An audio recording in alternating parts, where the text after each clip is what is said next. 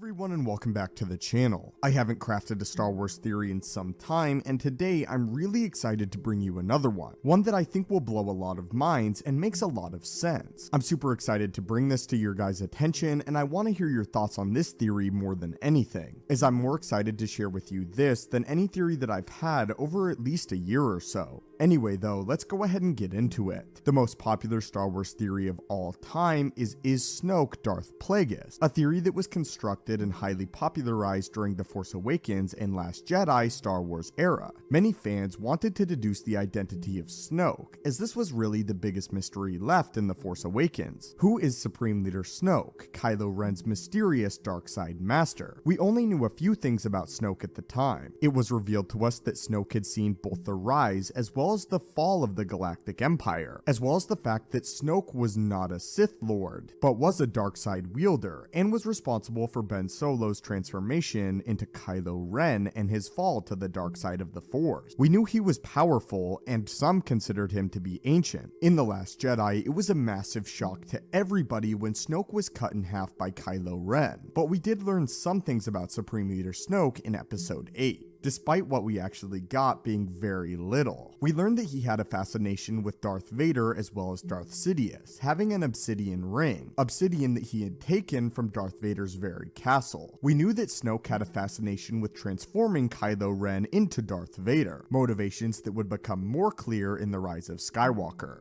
And we learned that he was exponentially more powerful than both Rey and Kylo Ren, at least at that point in time. However, we do know that as of the period of The Rise of Skywalker, both Rey and Kylo became far more powerful than in The Last Jedi. It's truly in The Rise of Skywalker, though, where we received the most massive revelations about Supreme Leader Snoke and his true identity. Supreme Leader Snoke was actually created by Darth Sidious, who was survived through a clone body, with Snoke having several clones himself. It is revealed that Snoke was actually a puppet for Darth Sidious, and that he was meant to be the final test for Kylo Ren, to see if Kylo Ren was worthy enough to succeed Darth Vader, and potentially join Darth Sidious as his new apprentice, which is why Snoke makes so many points against Kylo Ren and Darth Vader, and pushes him to become more and more like Vader. Snoke was only created as a test, or rather, only used as a test to further Ben Solo. However, this is where we get into the theory of Snoke actually being a clone of Darth Plagueis. A lot of this information will come directly from the Rise of Skywalker novelization, and at the end of it, I hope that you all agree that this does make sense. The first we learn of clones is actually a clone of Palpatine in the very beginning of the Rise of Skywalker novel, when Kylo Ren first encounters Palpatine. The living nightmare before him was fighting a losing battle to sustain the Emperor's putrid flesh. What could you give me? Kylo asked. Emperor Palpatine lived, after a fashion, and Kylo could feel in his very bones that this clone body sheltered the Emperor's actual spirit. It was an imperfect vessel though, unable to contain his immense power. It couldn't last much longer. We learned that the actual way Emperor Palpatine managed to survive was to send his essence or his spirit into a cloned body on Exegol, as he managed to do this before his body was destroyed on the second Death Star, after his betrayal by Darth Vader. In another excerpt from the novel, we actually learned that this was Darth Plagueis' method to cheat death as well, which will lead us further into the clone body theory. However, first I would like to read this passage, where Darth Plagueis is even mentioned several times. Falling down a solid shaft, sharp, the betrayal. A very tall figure dressed in black and wearing a helmet was shrinking rapidly. His own apprentice had turned against him, as he himself had turned against Plagueis, whose secret to immortality he had stolen. Plagueis had not acted fast enough at his own time of death, but Sidious, feeling the flickering light in his apprentice, had been ready for years. Then the Emperor, falling and dying, called on all the dark power of the Force to push his consciousness far, far away, to a secret place he had been preparing. His body was dead, an empty vessel, long before he found the bottom of the well, and his mind shook to a new consciousness in a new, painful, temporary body. It was too soon. The secret place had not completed its preparations. The transfer was imperfect, and the cloned body was not enough. Maybe Plagueis having the last laugh after all. Perhaps his secret remained secret because Palpatine was trapped in a broken and a dying form. The heretics of the Sith Eternal still worked, spliced genes, reinforced the tissue, created unnatural abominations in the hope that one of these strand threads would succeed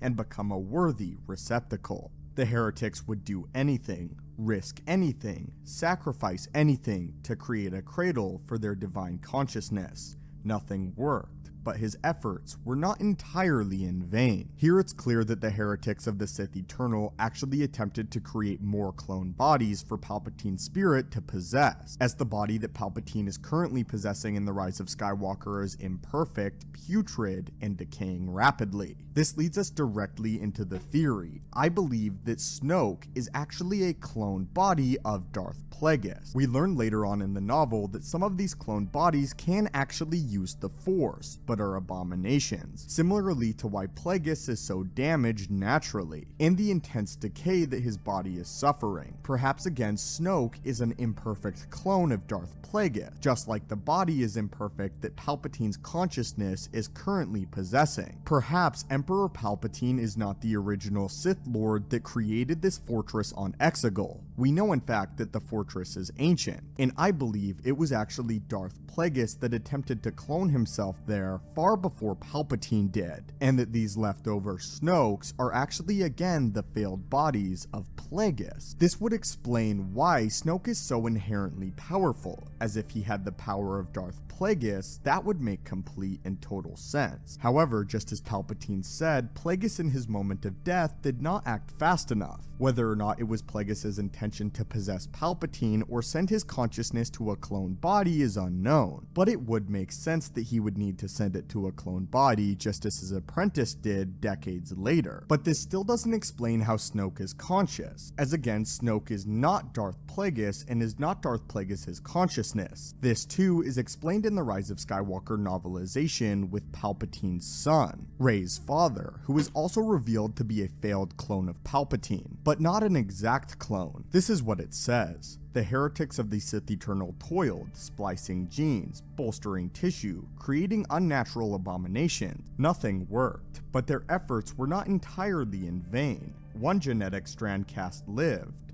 thrived, even a not quite identical clone, his son. But he was a useless, powerless failure. Palpatine could not even bear to look upon such disappointing ordinaries. The boy's only worth would to lay in continuing the bloodline through more natural methods. We have learned before that Snoke is not actually a clone of Palpatine, but this proves that the Palpatine clones can actually develop personalities of their own, just as Snoke functions separately from Palpatine, as the filmmakers explain that Snoke is not actually being controlled or his every move by Palpatine, just his purpose and his creation. It was also explained that Palpatine utilized Snoke as somebody to reign in his stead over the First Order and what remained of the Empire, too weak to reveal himself from the shadows immediately. It's somewhat ironic that Palpatine through some means would allow his master to live out his dream of ultimate galactic domination over an empire. Anyway though, my friends, that is my brand new theory, and yes, I do believe that Snoke is actually a failed clone of Darth Plagueis. We do not actually know what species Darth Plagueis was in Star Wars canon, as it's never been stated. In Legends, we know him as a moon, but again in canon, it's never been stated exactly what species Darth Plagueis is. In fact, at one point, George Lucas even mentioned that Darth Plagueis could have been a Neimoidian. Again though, my friends, I would love to hear your thoughts on this, and what do you think of Snoke actually being a failed clone of Darth Plagueis, and Darth Plagueis not acting fast enough to transfer his body into Snoke, and for Snoke to rule in his place for some time, as well as prepare Kylo Ren to join Palpatine's side. There is of course the obvious possibility that this is completely false and it does have nothing to do with Snoke's true origin, and that Snoke is simply an abomination created and used by Palpatine. However, I do really like this theory. If we could get this video to 5,000 likes, that would help the channel out immensely, and I would really appreciate it.